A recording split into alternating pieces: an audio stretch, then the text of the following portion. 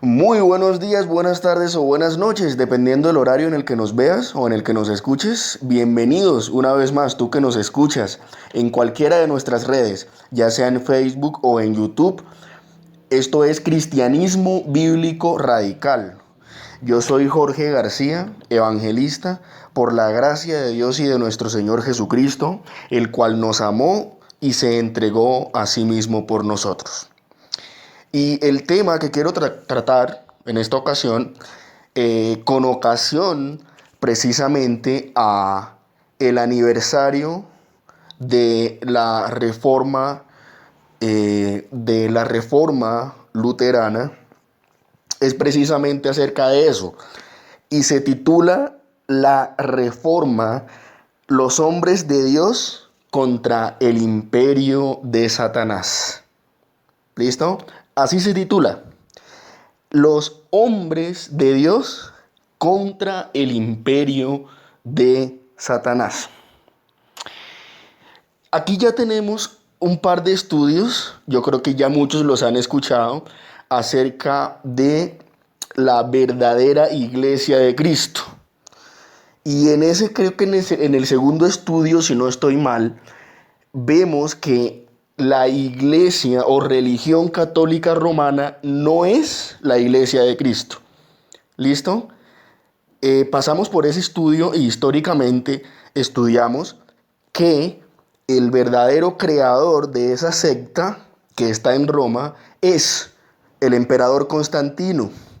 Y pasamos a través de ese estudio y logramos llegar hasta lo que dice la Biblia.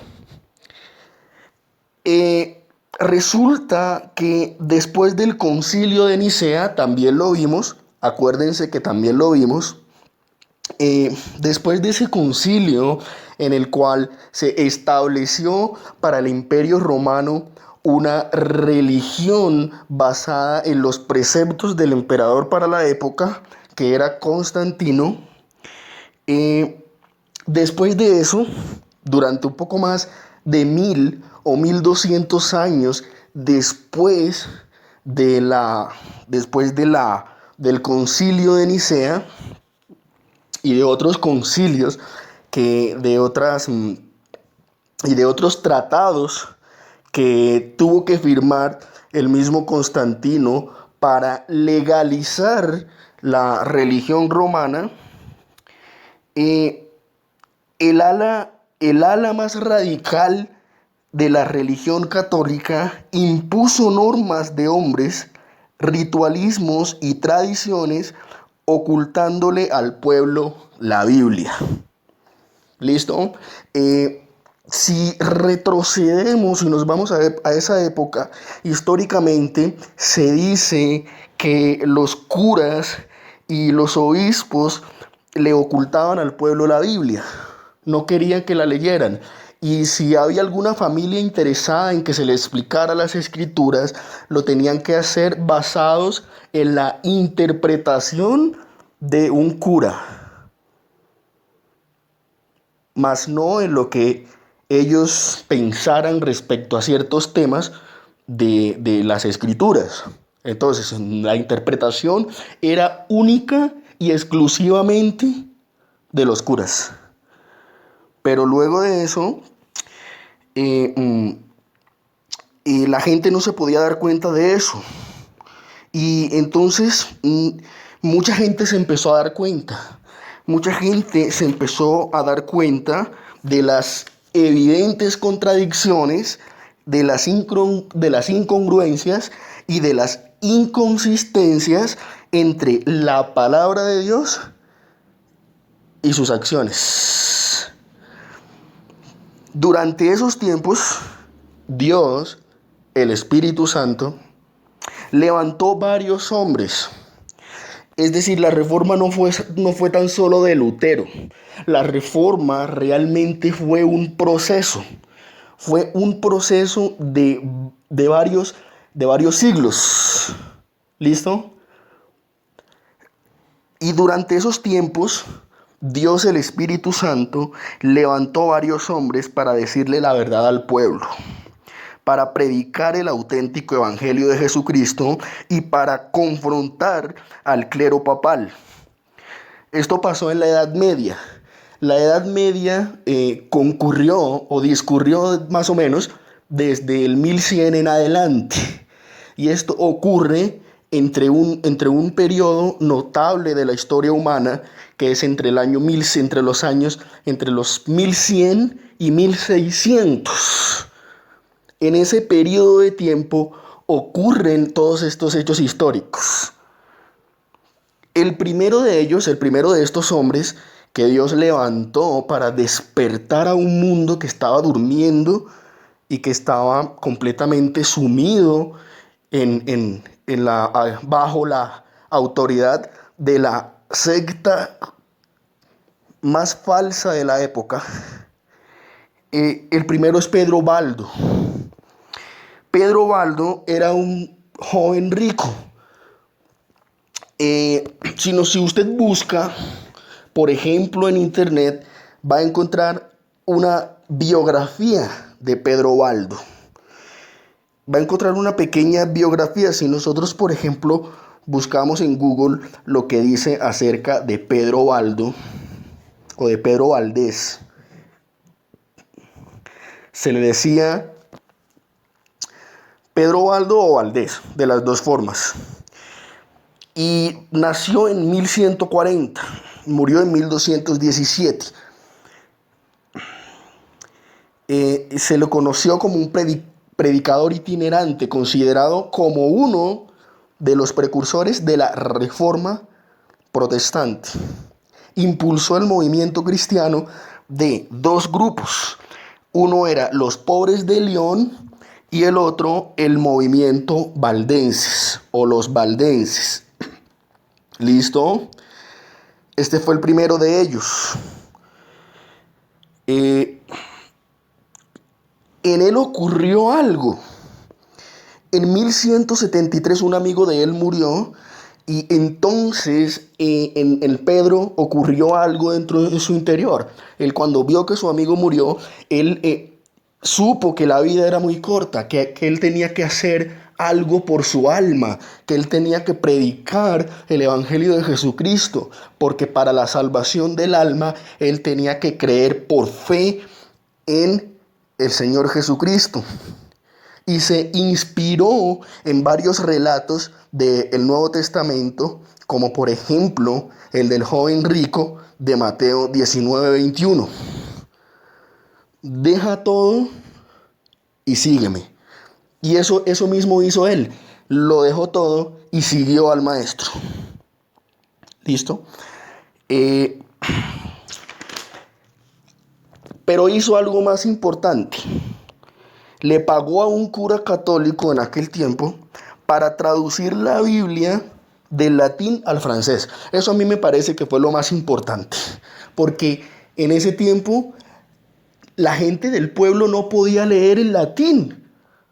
Podían leer el idioma original de ellos, que era el francés. Por lo tanto, para que ellos pudieran leer las escrituras, tenían que traducir del idioma, de las lenguas vernáculas al idioma original, o del idioma original a la lengua que ellos manejaban, que era el francés, a la lengua que ellos hablaban, que era el francés. Por lo tanto, él le pagó a este cura para que tradujera del latín al francés. Pero esto no le gustó al Papa, esto no le gustó a Roma y no le gustó a los inquisidores. ¿Y qué hicieron? Se enteraron de esto y lo persiguieron. Y lo expulsaron de las ciudades, a él y a su grupo de los valdenses y a su grupo de los seguidores. Esto pasó allí. El segundo de ellos también fue muy importante, y es John Wycliffe. John Wycliffe también fue un inspirador reformista, pero él fue también distinto. Pero había algo muy particular en él. Él era profesor y era catedrático. Y desde muchos siglos, conocía todas estas cosas, todo lo que estaba pasando con la religión católica. Ya él lo conocía, ya él lo había vivido. ¿Listo? Y resulta que John Wycliffe también originó un movimiento que se conoció como los Lollardos o el Wyclifismo. Él también hizo algo muy importante. Él era un docente muy educado y catedrático de una universidad, pero se dio cuenta de los errores de la falsa religión romana, el cual tradujo la Biblia al inglés. Yo creo que lo que más hay que resaltar de estos hombres es que le dieron al pueblo lo que el pueblo tanto necesitaba, que era la palabra de Dios. Tradujeron la Biblia de las lenguas desconocidas a la lengua que ellos pudieran leer y entender. Y él la tradujo al inglés. Él tradujo la Biblia al inglés. Y él fue el gran reformador el gran impulsor de la reforma inglesa en Inglaterra. ¿Listo? Después de él, muchos siglos después, vino alguien muy importante. Y es Juan Hus. Yo pienso que Juan Hus, a diferencia de los otros dos, tomó un riesgo importante, pero trascendental. ¿Por qué? Porque también fue profesor de universidad y también fue predicador católico. ¿Pero qué hizo? Comenzó a denunciar públicamente los errores y contradicciones del clero papal, de la religión católica romana, de las transubstanciaciones y de todas esas cosas locas, que yo realmente le digo que son cosas locas. Juan Hus fue uno de los precursores de la Reforma y lo hizo en el tiempo en el que el Sacro Imperio Romano Germánico era más radical con los, entre comillas, herejes. Lo digo entre comillas porque no eran herejes, eran siervos de Dios. ¿Listo? Él hizo lo mismo que hicieron los dos anteriores. Fue uno de los precursores de esta reforma. Y él tuvo miles de seguidores. Y adicional a eso, cuando murió, porque él murió traicionado y perseguido por la secta fanática religiosa, murió en la hoguera. Y murió en la hoguera de una forma muy particular. Profetizó que años después, yo creo que más o menos 100 años después, vendría un gran hombre que sería el punto de inflexión y que nadie podría contra él. ¿Listo? Él profetizó en la hoguera, quemándose, de que se levantaría un hombre y de que a ese hombre nadie, ni siquiera la Iglesia Católica, ni el imperio de la religión romana, no podría contra él. Y efectivamente, después de eso, surgió Martín Lutero. Martín Lutero es el último y más importante, creería yo, de estos hombres. ¿Qué podemos encontrar de Martín Lutero? Aparte de las 95 tesis que ya conocemos. Martín Lutero estudió Derecho. Él nació en Alemania en 1483. Después de una experiencia que tuvo con Dios, decidió convertirse en monje. Y al convertirse en monje empezó a estudiar, empezó a educarse en todo el concilio y las normas de la Iglesia Católica. Y él fue el impulsor de la reforma en Alemania. También vivió bajo el gobierno del Sacro Imperio Romano Germánico. Y una vez le dijeron vaya a Roma. Y él fue a Roma. Él estaba muy entusiasmado porque quería conocer Roma. Quería conocer dónde estaba el Papa y todo el cuento. Y cuando llegó, se golpeó contra la verdad, contra la cruda y dura realidad. Vio la degeneración horrible que había. Y vino una voz a él que le dijo, el justo por la fe vivirá. Y él dijo, esto no está bien, esto no es de Dios, yo me voy de aquí. Y él empezó a reflexionar acerca de todo lo que había visto y oído respecto a la religión católica romana. Y en medio de esas reflexiones tan profundas y de esas introspecciones espirituales, empezó como profesor también a enseñar verdades básicas de la fe cristiana. Dentro de esas verdades básicas de la fe cristiana, él empezó a escribir una serie de tratados basado única y exclusivamente en la doctrina bíblica. Todo salía de las Santas Escrituras. No había nada afuera, no habían excepciones, no habían complejidades. Todo estaba basado en las Santas Escrituras. Y por ello redactó 95 tesis, las cuales colocó en la iglesia de Wittenberg, en Alemania, en una de las mismas iglesias en las cuales él predicaba. Vamos a hablar en pocas palabras de esas 95. No vamos a hablar de todas para que no se nos extienda el estudio, pero vamos a hablar de 5 importantes, de 5 de las más importantes de esas 95 tesis, que son muy importantes y que son trascendentales para nosotros poder entender y comprender realmente de qué se trataba esto.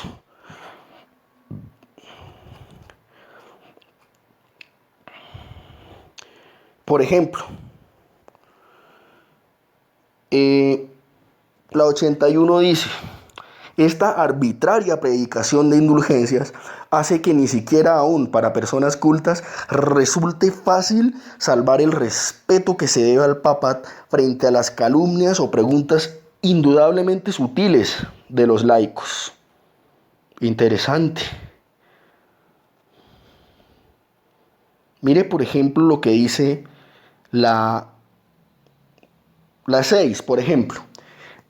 El Papa no puede remitir culpa alguna, sino declarando y testimoniando que ha sido remitida por Dios, o remitiéndola con certeza en los casos que se ha reservado. Si estos fuesen menospreciados, la culpa subsistirá íntegramente.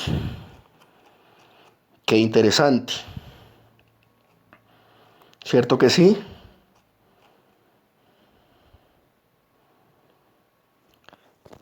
La última, la 95. Es menester exhortar a los cristianos a confiar en que entrarán al cielo a través de muchas tribulaciones, antes que por la ilusoria seguridad de paz. Qué importante es entender esto. Qué importante es entender y comprender esto.